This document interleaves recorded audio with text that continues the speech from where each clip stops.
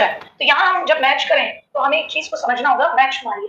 मैं टीचिंग के प्रतिमान के बारे में बात कर रही हूँ, जो जॉयस एंड व्हील्स ने 4 स्कूल्स ऑफ प्रतिमान दिए थे, है ना। उन्होंने एक बुक लिखी थी, मॉडल्स ऑफ टीचिंग। उसके अंदर उन्होंने 4 प्रतिमान बताए थे, 4 परिवार बताए थे। रिचर्ड सचमैन, सच्ची सच्ची बात पूछूं बताना जरूर, तो प्रच्छा प्रतिमान बिल्कुल सही से मैच है। कार्ल रॉजर्स का ये सिद्धांत है जो ये कहता है कि हर चीज बच्चे को खुद से नहीं बतानी, बच्चे को अनुभव लेने दो, अनिर्देशित मॉडल्स है। विलियम गॉर्डन और बीएफ स्किनर। तो देखो, गॉर्डन का सिनेप्टिक्स प्रतिमान है, सिनेप्टिक्स मॉडल है। बीएफ स्किनर ने ये कहा था कि क्रिया प्रसूत हम पुनर्बलम दे के, हम रीइंफोर्समेंट दे के किसी के भी व्यवहार में संशोधन कर सके, तो व्यवहार संशोधन। तो 1 2 3 4 ये तो अपने आप ही बहुत सही से मैच है, तो इसमें तो कुछ था ही नहीं, ये तो अपने आप ही मैच है, ठीक है ना। तो याद रखना, रिचर्ड सचमैन का मॉडल कई बार आपके प्रीवियस ईयर में पूछा गया। तो इंक्वायरी ट्रेनिंग मॉडल, सच्ची सच्ची बात मत पूछो, एक बात पूछो, सच्ची सच्ची बताना। कार्ल रॉजर्स, बच्चा अपने अनुभव से सीखेगा, तो हर चीज आपको डायरेक्ट नहीं करनी, अनिर्देशित प्रतिमान। नेक्स्ट, सामाजिक प्रच्छा प्रतिमान किसका है? एडवांस ऑर्गेनाइजर मॉडल कई बार पूछा जाता है कि अगर टीचर जो पढ़ाने वाला है उसको पहले से ही ऑर्गेनाइज कर ले तो लर्निंग बहुत प्रॉपर हो जाएगी। कंसेप्ट अटेनमेंट मॉडल, संपत्ति को बच्चा खुद से प्राप्त करे, बुनियादी शिक्षण प्रतिमान। तो देखो, हम ये तो जानते हैं कि अग्रिम व्यवस्था प्रतिमान, अग्रिम संगठन प्रतिमान, ये किसका है?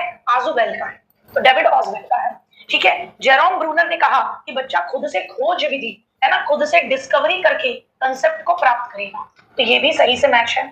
बुनियादी शिक्षण, रॉबर्ट ग्लेजर, बुनियादी शिक्षण प्रतिमान, रॉबर्ट ग्लेजर, ये भी सही है।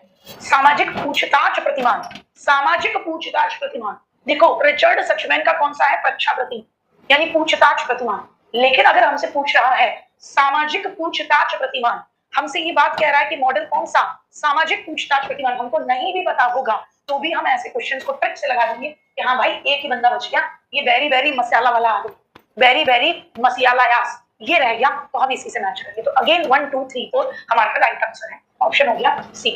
ऑप्शन क्या हो गया?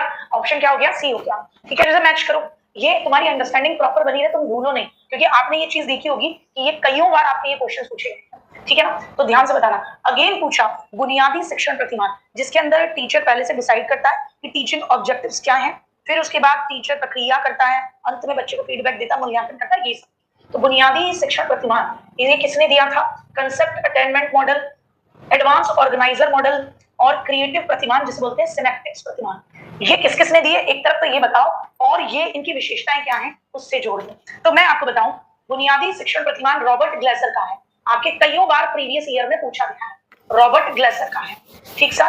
इसके अंदर ये बताया है बुनियादी शिक्षण प्रतिमान में कि भाई टीचर बेसिक चीज है ना, टीचिंग के मॉडल में यूज करता ही है। वो क्या करता है? सबसे पहली चीज वो ये डिसाइड करता है कि भाई मेरे टीचिंग ऑब्जेक्टिव्स क्या होंगे, फिर ये करता है प्रक्रिया, पढ़ाना शुरू करता है, फीडबैक देता है, मूल्यांकन करता है, तो ये सही से मैच है।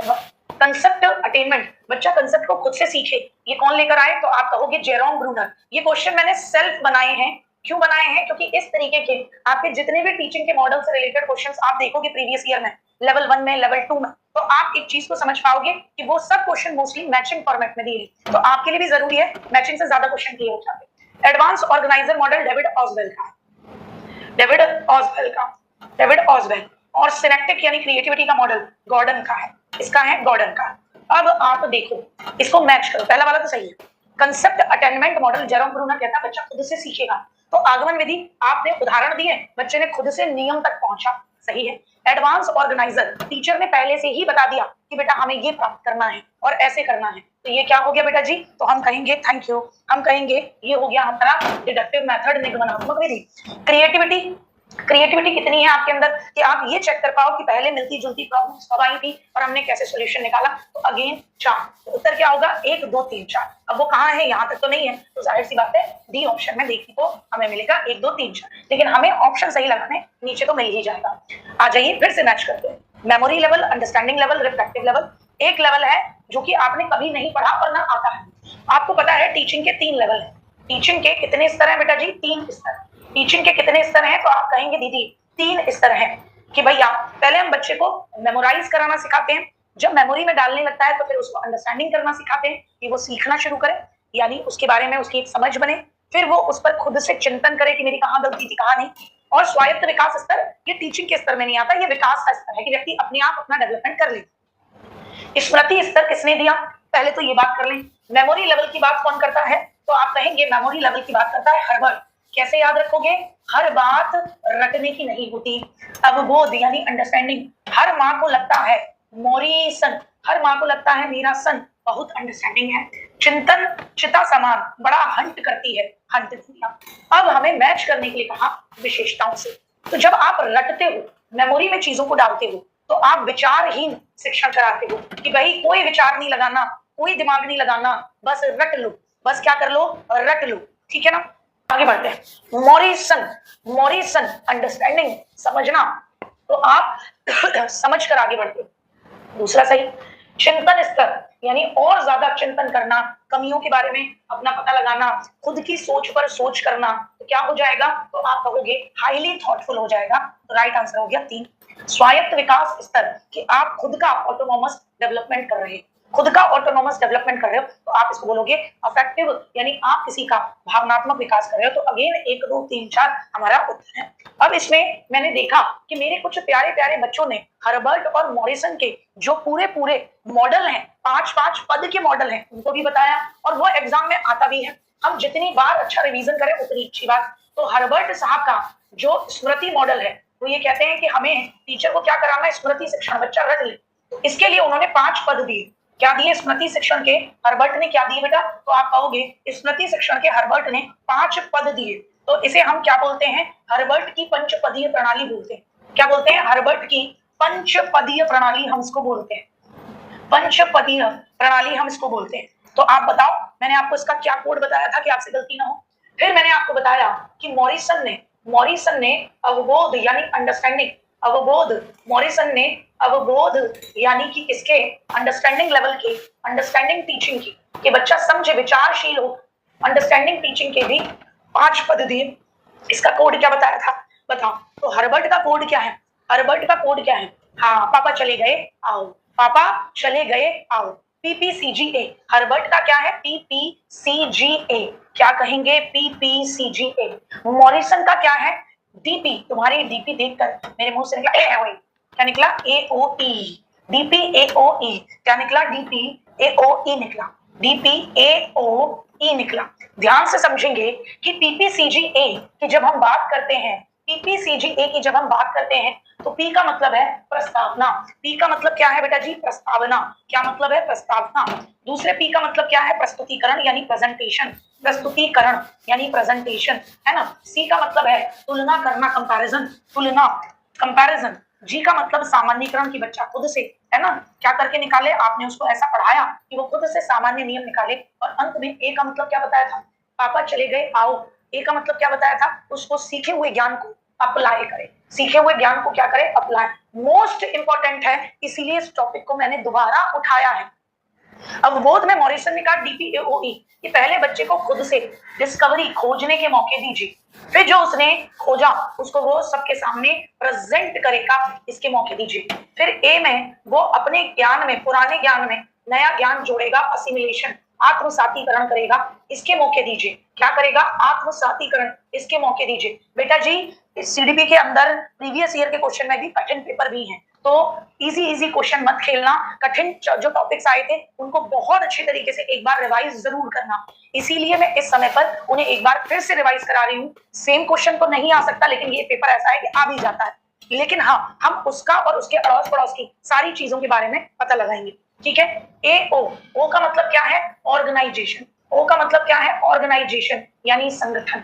ओ का मतलब क्या है? ऑर्गेनाइजेशन यानी संगठन। और ई का मतलब क्या है बेटा जी? कि बच्चे ने जो सीखा उसे वो एक्सप्रेस यानी क्या करेगा? अभिव्यक्त करेगा।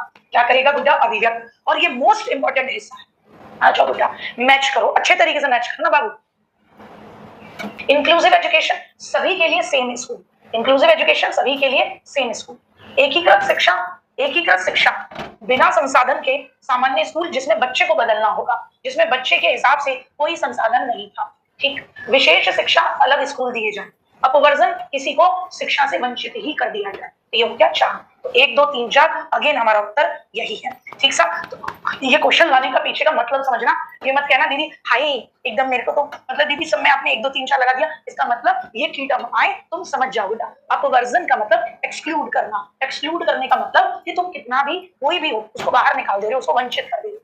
विशेष शिक्षा, स्पेशल एजुकेशन का मतलब कि आप किसी विशेष स्कूल में उनको एजुकेशन दीजिए, है ना। इंक्लूसिव एजुकेशन, जनरल स्कूल में बच्चे की जरूरत के हिसाब से शिक्षा दीजिए। एकीकृत शिक्षा जिसको हम बोलते हैं integrated education for disabled children, जो 1974 में हुआ, वो क्या था? एकीकृत शिक्षा कि बच्चे को पढ़ा तो लेंगे हम सामान्य स्कूल में, लेकिन बच्चे की जरूरत के हिसाब से बिल्डिंग के संसाधनों को या टीचर को चेंज करने के लिए नहीं कहेंगे, बच्चा अपने आप को चेंज करे, हमारा टीचर तो ऐसे ही पढ़ाएगा। ठीक, मैच करो। कल ये मिट्टी लग जाएगी। आरसीआई कब आया था बेटा जी?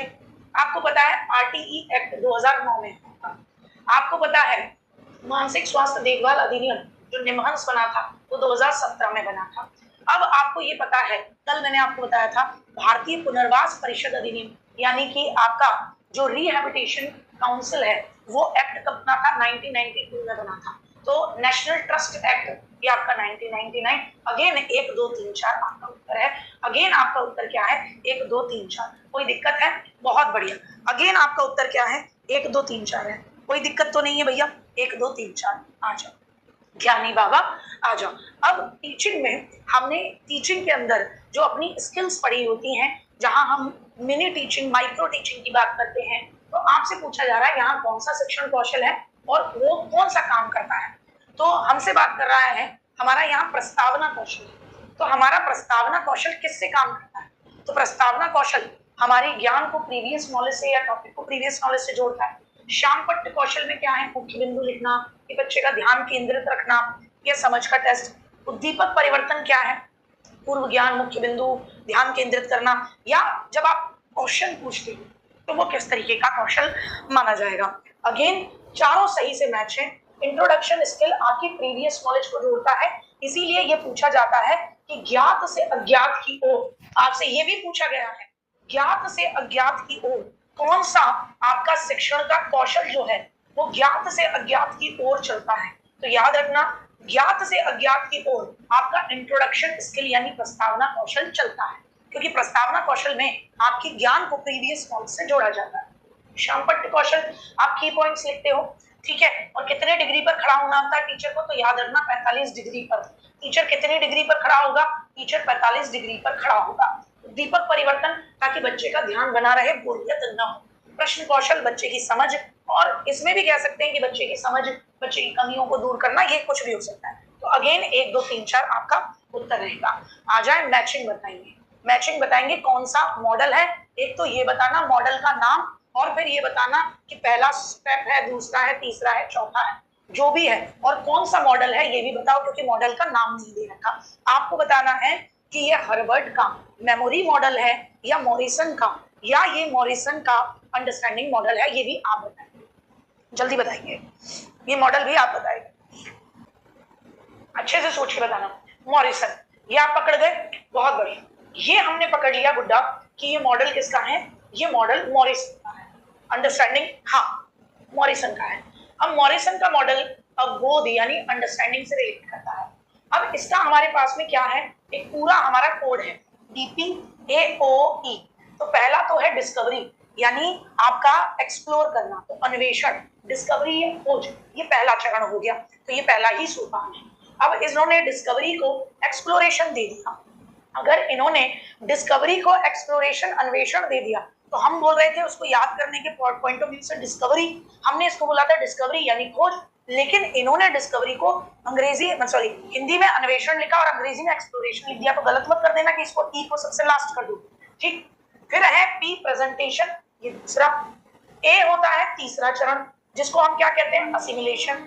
और ओ होता है ऑर्गेनाइजेशन, चौथा चरण, ठीक है। तो हमारा सब सही से मैच है। लास्ट होता है ई एक्सप्रेशन, अभिव्यक्ति। तो अगेन हमारा उत्तर है 1 2 3 4। अब इसमें मैंने तुम्हें कंफ्यूज करने के लिए एक्सप्लोरेशन क्यों दिया? क्योंकि मुझे पता था कि कुछ बच्चे ई का मतलब एक्सप्रेशन से ई को जोड़ देंगे और कहेंगे ई तो मॉरिसन के सिद्धांत में या मॉरिसन के मॉडल में सबसे एंड में आता है। अरे भाई, वो ई का मतलब एक्सप्रेशन है। ई का मतलब एक्सप्रेशन है, यानी जो बच्चे ने सीखा उसकी बच्चा अभिव्यक्ति करेगा। वो ई का मतलब है कि बच्चे ने जो सीखा उसकी बच्चा क्या करेगा, अभिव्यक्ति करेगा बेटा, न कि ये दे रखा है कि ई का मतलब खोज करना है। डिस्कवरी को अन्वेषण दे दिया तो कंफ्यूज नहीं होना, डिस्कवरी को अन्वेषण दे दिया तो कंफ्यूज नहीं होना। मैच करो साहब, मैच करो। माइक्रो टीचिंग के बारे में मैच करो। शिक्षण का सत्र कितने मिनट का होता है आपको पता है, पढ़ाते हैं आप 6 मिनट में, फीडबैक 6 मिनट में, दोबारा से लेसन प्लान बनाने के लिए 12 मिनट और दोबारा से रीटीचिंग के लिए 6 मिनट मिलते हैं। बिल्कुल सही बात है, अगेन सही से मैच है।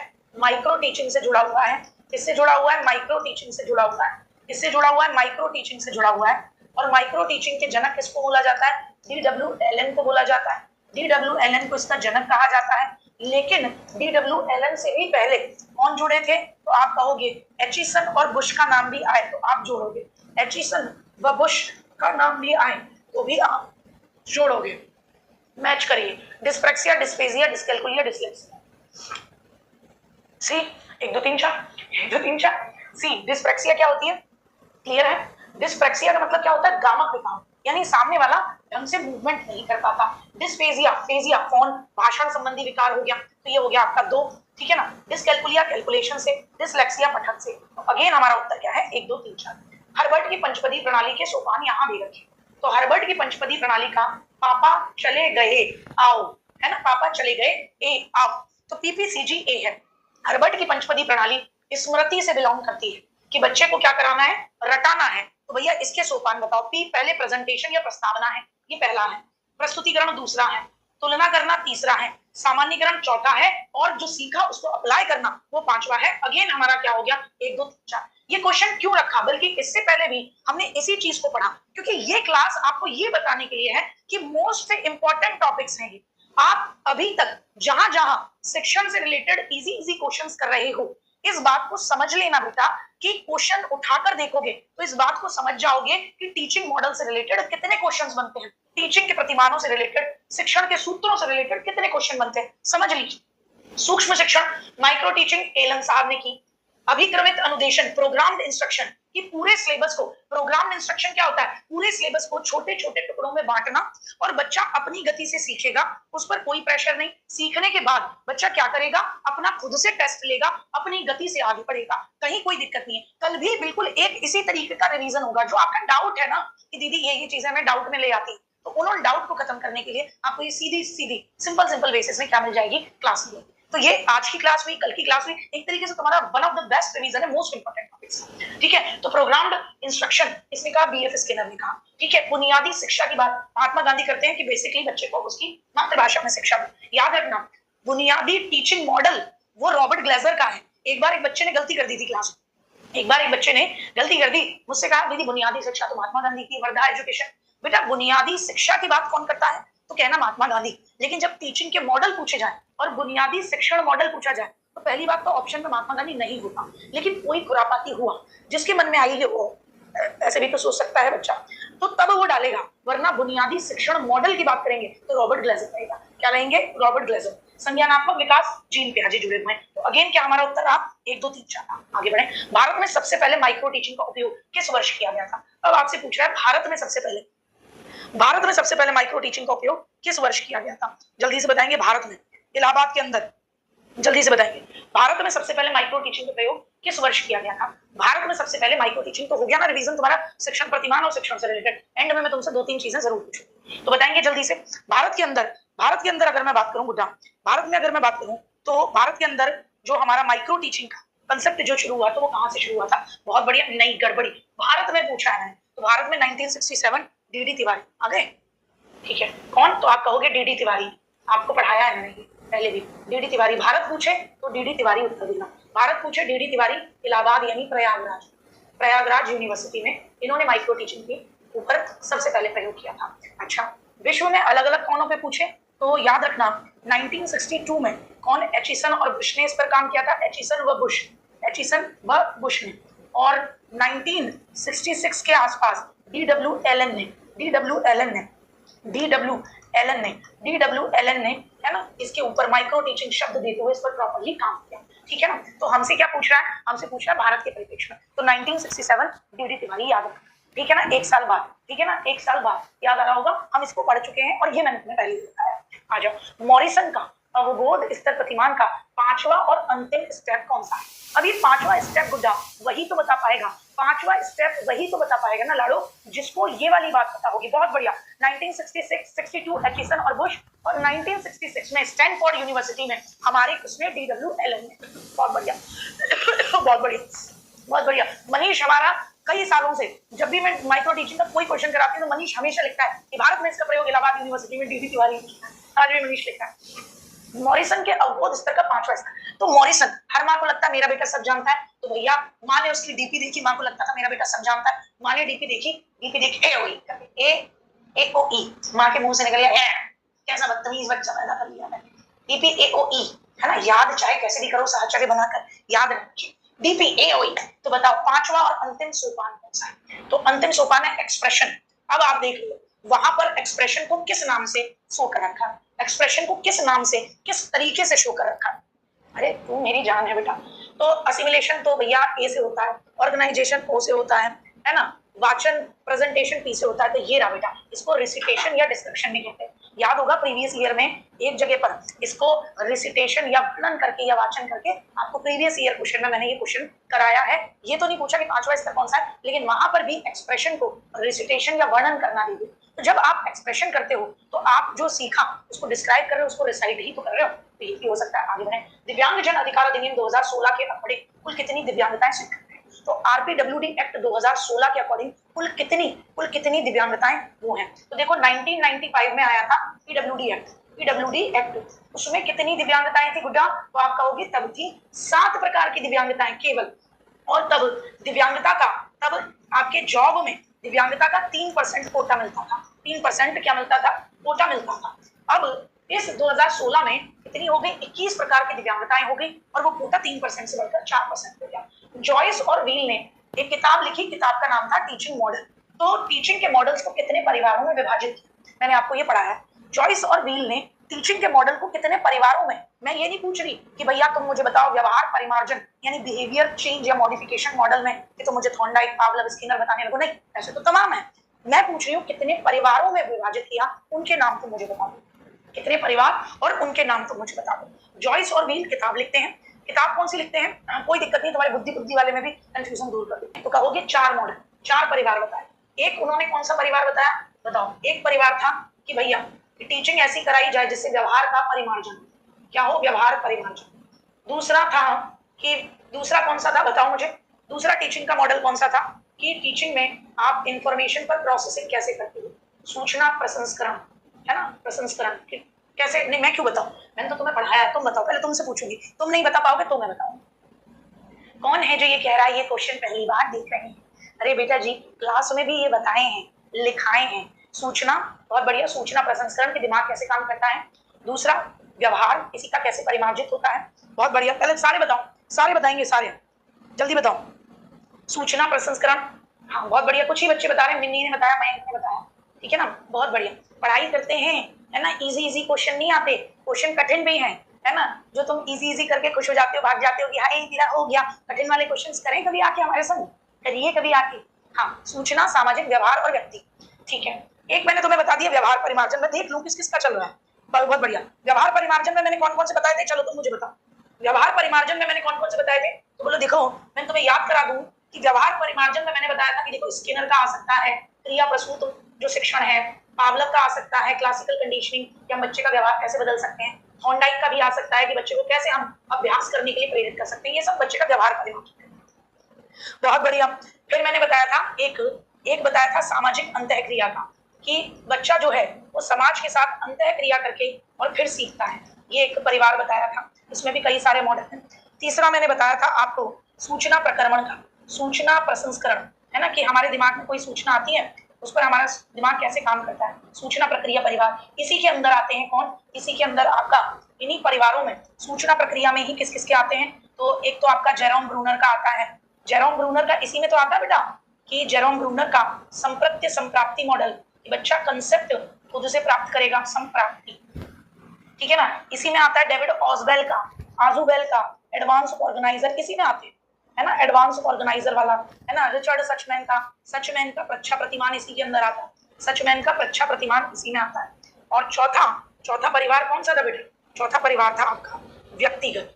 चौथा परिवार क्या था? व्यक्तिगत, जिसमें कार्ल रॉजर्स का आता है कि हर व्यक्ति अपने इंडिविजुअल अनुभव से पढ़ेगा, जिसमें कार्ल रॉजर्स का अनिर्देशित प्रतिमान आता है कि टीचर हर चीज को गाइड नहीं करेगा, बच्चा खुद से मेहनत करके अनिर्देशित शिक्षण प्रतिमान, खुद से मेहनत करके खुद से अनुभव प्राप्त करेगा। और यहाँ टीचर मेहनत कर करके मर जा रहा है और कुछ औलादे आकर कह रहे हैं ये बताइए ये हमने कभी पढ़ा नहीं, कहाँ पढ़े हैं? अरे भाई कईयों बार क्लास में भी पढ़े हो, क्वेश्चन में भी पढ़े हो। आ जाओ, अनटिल अनलेस हमारे स्टूडेंट हो तो टीचिंग की 3 अवस्थाएं बताई हैं। ये अवस्थाओं का वर्गीकरण किसने दिया? प्री एक्टिव अवस्था जिसमें टीचर प्लानिंग करता है, प्री एक्टिव अवस्था जिसमें टीचर क्या करता है बेटा?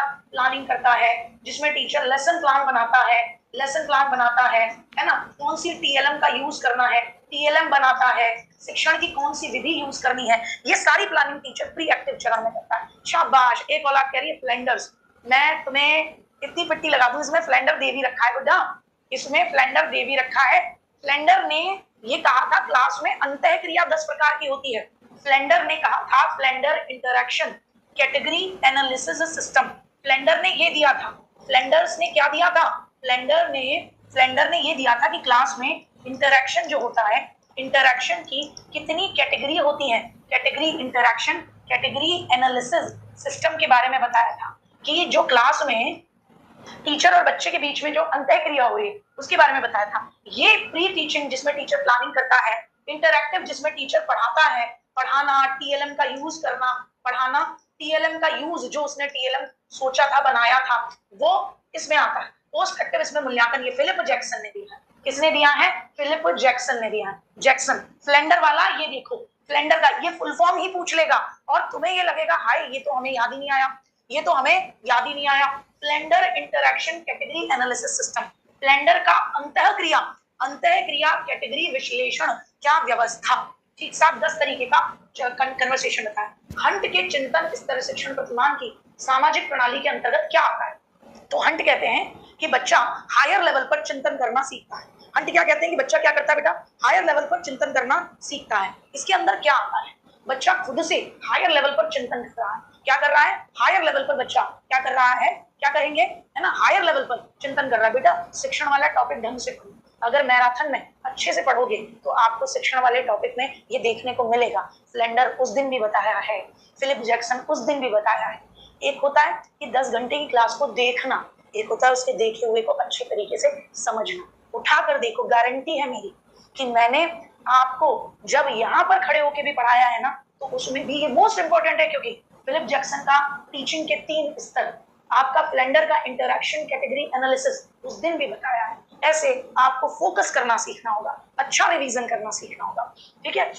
आप क्या करते हो? ये भी पढ़ लो, ये भी पढ़ लो। अरे उस वाले चैनल पे भी भैया जी पढ़ा रहे, पढ़ के आते, इस वाले चैनल पे भी दीदी पढ़ा रहे, पढ़ के आते। नहीं, जो तुम्हारे पास है सर्वोत्तम कंटेंट है, जो तुम्हारे पास क्वेश्चंस कराए गए हैं सारे प्रीवियस ईयर, उसके बेसिस पर नए सब, जो भटकना बंद करेगा उसके पास समय भी है, एनर्जी भी है और नो कंफ्यूजन है। जो भटकेगा वो कभी भी सफल नहीं हो पाएगा। क्यों? क्योंकि पीडब्ल्यूडी एक्ट 2016 के अनुसार सरकारी नौकरियों में दिव्यांगों के लिए आरक्षण सीमा कितनी बढ़ गई है? पहले 3% थी, अब 4%। 3% कब थी? 1995 के पीडब्ल्यूडी एक्ट में 3% थी। आगे बढ़ेंगे। समावेशी शिक्षा के अंतर्गत एक शब्द आता है आईईपी, इसकी फुल फॉर्म बताओ। आईईपी इसकी फुल फॉर्म बता दो। आईईपी इसकी फुल फॉर्म बता दो। समावेशी शिक्षा में हम बात करते हैं कि पहले तो हर बच्चे को एक ही क्लास में हम क्या करेंगे, पहले तो हर बच्चे को हम एक ही क्लास में कई तरीकों से टॉपिक को प्रेजेंट करेंगे। बच्चे को कई मौके देंगे कि वो भैया अपनी जो भी स्टडी है ना, जो भी वो सीख रहा है उसमें एंगेज हो। हम कई मौके देंगे बच्चे को कि बच्चा अपने सीखे हुए को एक्सप्रेस करे, है ना। लेकिन फिर भी अगर किसी बच्चे की विशेष आवश्यकताएं रह गई तो हम फिर भी यूडीएल के बाद आईईपी आता है तो हम उसके लिए इंडिविजुअल, मैं क्यों बताऊं, नहीं बता दूंगी तो फिर क्या रहा। फिर भी अगर कुछ रह गया तो हम उसके लिए विशेष इंडिविजुअलाइज क्या करेंगे, इंडिविजुअलाइज्ड एजुकेशन प्रोग्राम बनाएंगे। तो हम उसके लिए विशेष इंडिविजुअलाइज्ड एजुकेशन प्रोग्राम बनाएंगे। उसके लिए विशेष यानी वैयक्तिक शैक्षिक कार्यक्रम बनाएंगे। हम उसके लिए क्या बनाएंगे? वैयक्तिक शैक्षिक कार्यक्रम। हम उसके लिए क्या बनाएंगे? वैयक्तिक शैक्षिक कार्यक्रम। जिन्होंने डी बताया, मैं पूछना चाहती हूँ नीचे एनवायरमेंट नहीं देख पाए, जिन्होंने सी बताया इंटीग्रेटेड बनाओगे। अरे भाई जिस बच्चे को कोई टॉपिक समझ में नहीं आया, उसकी विशेष आवश्यकता के लिए, उसकी समस्या का समाधान करने के लिए आईईपी, इंडिविजुअलाइज्ड यानी व्यक्तिगत शैक्षिक निर्देश, कितनी गलती कर दी, ये सबको आता था। अगर नहीं आता तो मैं कहती कि कर दी, ये सबको आता था। अगर नहीं आता तो मैं कहती कि गलत है। ये कौन सा इंटीग्रेटेड वाला, पकड़ो इसको, लेके जाओ इसको, मारो इसके टॉर्च, मारो टॉर्च। अरे भैया इंटीग्रेटेड, अरे औलाद इंटीग्रेटेड नहीं, इंडिविजुअलाइज्ड। तुम्हारी विशेष जरूरत, इंक्लूसिव एजुकेशन करता है हर बच्चे की विशेष जरूरत पूरी होगी। तो तुमने पढ़ाने के समय पे यूडीएल का प्रयोग किया, यानी कई तरीके से टॉपिक को प्रेजेंट किया, मल्टी वेज ऑफ रिप्रेजेंटेशन, बच्चों को कई तरीके से शामिल किया, multiple ways of engagement, multiple ways of expression और फंक्शन दिए, एक्शन दिए। आ जाओ। तो व्याकरण और भाषा शिक्षण के लिए कौन सा शिक्षण प्रतिमान? अच्छा, इंक्वायरी में बच्चा इंक्वायरी करके पूछेगा, ये भी अच्छा है। बुनियादी शिक्षण में भी ठीक है, लेकिन सबसे अच्छा कौन सा है कि बच्चा खुद से कंसेप्ट को अटेन करे, खुद से एक्टिव होकर, खुद से डिस्कवरी करके, खुद से एक्सप्लोर करके, खुद से खोज करके, खुद से एक्सप्लोर करके बच्चा व्याकरण के नियम वगैरह सीखेगा, भाषा को सीखेगा। तो जेरोम ब्रूनर का सबसे अच्छा कौन सा है? जेरोम ब्रूनर साहब का कौन सा संप्रत्य संप्राप्ति मॉडल ज्यादा अच्छा है, ठीक है ना। ये भी अच्छा है, डेविड ऑसवेल का भी अच्छा है, लेकिन इसमें बच्चा एक्टिव है, खुद से खोज रहा है। अगर ये नहीं होता तो रिचर्ड सचमैन का सच्ची बात पूछूं, एक बात बताना, कक्षा प्रतिमान अच्छा होता। बुनियादी शिक्षण प्रतिमान रॉबर्ट ग्लेजर का, ये इतना अच्छा नहीं है। अच्छा नेक्स्ट, दिव्यांगता अधिनियम 2016 के अंतर्गत बेंचमार्क दिव्यांगता के लिए न्यूनतम अक्षमता कितनी होनी चाहिए? आपको वो 4% के रिजर्वेशन का फायदा मिले, है ना, आपको वो 4% के रिजर्वेशन का फायदा मिले, इसके लिए आपके अंदर दिव्यांगता का कितना परसेंटेज होना चाहिए? ठीक है ना, आपके अंदर दिव्यांगता का कितना परसेंटेज होना चाहिए? जल्दी बताएं। 30%, 60, 40, 50, कितना परसेंट होना चाहिए दिव्यांगता का आपके अंदर? जल्दी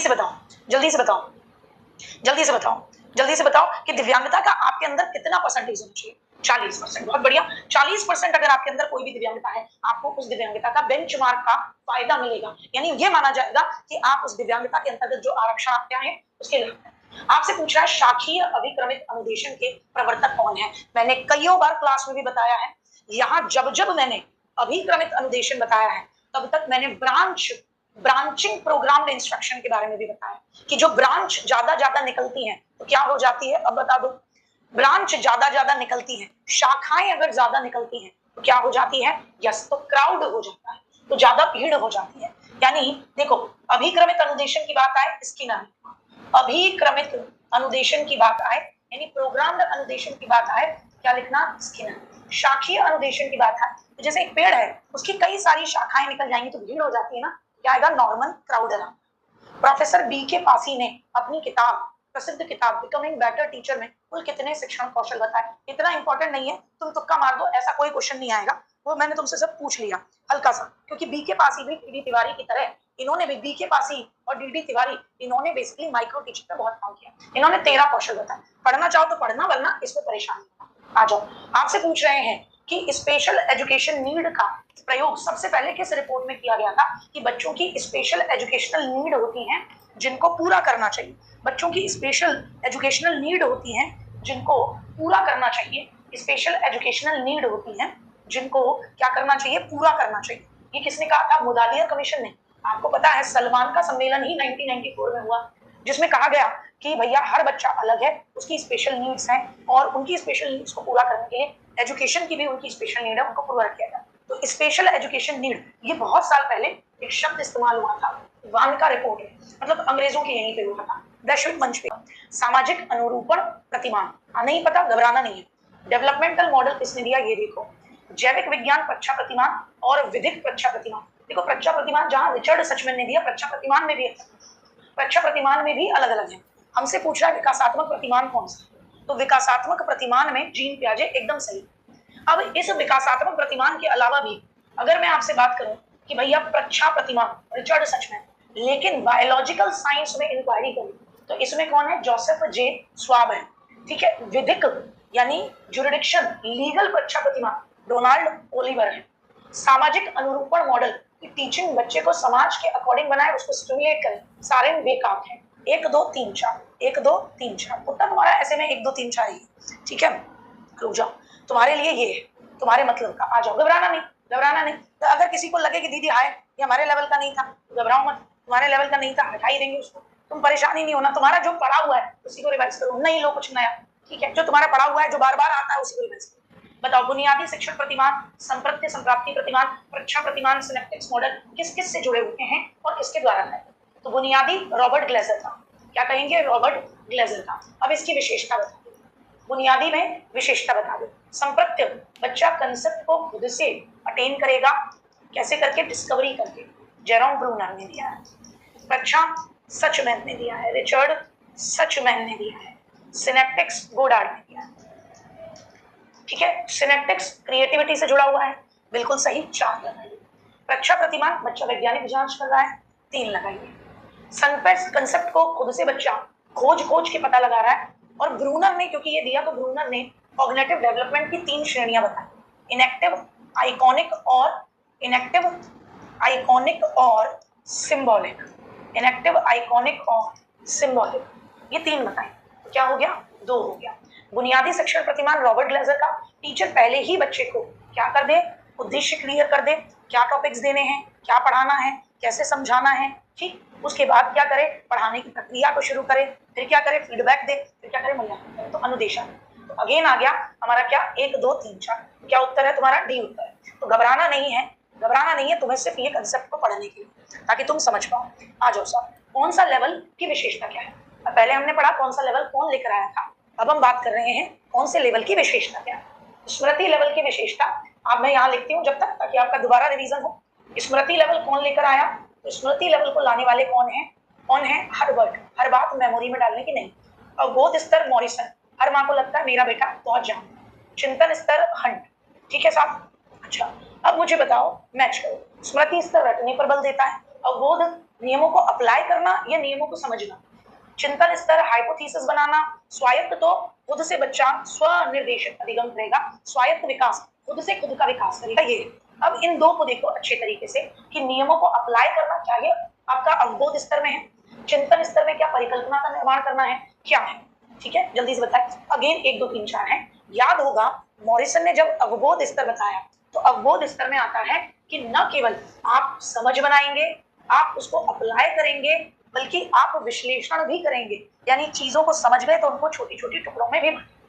चिंतन स्तर का मतलब है कि अब आपने जो चीज समझ ली है उसका आप विश्लेषण करने के बाद संश्लेषण करेंगे, मूल्यांकन करेंगे और क्या करेंगे, सृजन करेंगे, ठीक है साहब। तो अगेन आपका क्या है, 1 2 3 4, अगेन आपका क्या है, 1 2 3 4। इसको बताइएगा अच्छे तरीके से। CWSN की फुल फॉर्म क्या रहती है, तो CWSN की फुल फॉर्म कई बार पूछी गई, चिल्ड्रन विद स्पेशल नीड, तो ये सामने ही है, विशेष आवश्यकता वाले बच्चे। बाधा रहित वातावरण, जो कल आपने गलती की थी उसको समझना है, ठीक है। बाधा रहित वातावरण यानी स्कूल में क्या हो, वो जो कल तुम एसी वाला वातावरण करा रहे थे, कल जो तुम एसी वाला वातावरण करा रहे थे वो बाधा रहित वातावरण नहीं होता। बाधा रहित वातावरण यानी स्कूल की भौतिक संरचना एक्सेसिबल हो कि हर बच्चा उस स्कूल में पहुंच जाए, ठीक। मुख्य धारा का मतलब हर बच्चे को सामान्य कक्षा में प्रवेश का मौका, और पूर्ण समावेशन का मतलब बिना भेदभाव के बच्चे की जरूरत को पूरा करते हुए कक्षा ली जाए। तो अगेन 1 2 3 4 ही है। आ जाओ, राष्ट्रीय शिक्षा नीति 2020 वाली, विकलांग व्यक्ति पीडब्ल्यूडी एक्ट 1995, आरपीडब्ल्यूडी एक्ट 2016 और एनसीएफ जो आया वो 2005। अगेन आपका क्या है, 1 2 3 4 मेन इंपॉर्टेंट चीजें हैं, याद रखिएगा, ठीक है साहब। क्वेश्चन बताओ, इस क्वेश्चन को बताओ कि दिव्यांगजन अधिकार अधिनियम जो आरपीडब्ल्यूडी एक्ट 2016 है वो पूरे भारत में किस तिथि से लागू हुआ था, ये हमने कल भी करा था, ठीक है ना, ये हमने कल भी करा था। जल्दी से बताओ कि जो आपका आरपीडब्ल्यूडी एक्ट 2016 है उसमें कब किया था, 15 जून 2017, ठीक है साहब। अच्छा, ठीक है। स्टैनफोर्ड यूनिवर्सिटी में माइक्रो टीचिंग का विकास किस वर्ष शुरू हुआ था, स्टैनफोर्ड यूनिवर्सिटी में माइक्रो टीचिंग का विकास किस वर्ष शुरू हुआ था, बताओ जल्दी से। तो स्टैनफोर्ड यूनिवर्सिटी में माइक्रो टीचिंग का विकास जब एचिसन और बुश रिकॉर्डिंग कर रहे हैं बच्चों की, तो वो किस वर्ष शुरू हुआ था, जल्दी से बताओ। 1967 में तो भारत आ गया यार, 1967 मत बताना, भारत में आपके डीडी तिवारी साहब प्रयागराज यूनिवर्सिटी में करा है, कहाँ करा रहे हैं, इलाहाबाद यूनिवर्सिटी में इसका यूज कर रहे हैं, भारत के अंदर पहली बार है। इलाहाबाद यूनिवर्सिटी में क्या किया जा रहा है, इसका प्रयोग हो रहा है, इलाहाबाद यूनिवर्सिटी में इसका क्या किया जा रहा है, तो आप कहोगे इसका प्रयोग हो रहा है। लेकिन सबसे पहले स्टैनफोर्ड यूनिवर्सिटी में 1961 में कौन चल रहा था, एचिसन और बुश चल रहे थे, क्या चल रहे थे, एचिसन व बुश, है ना, एचिसन और बुश। फिर 1966 में कौन लेकर आए, DWLN ने इसका काम किया।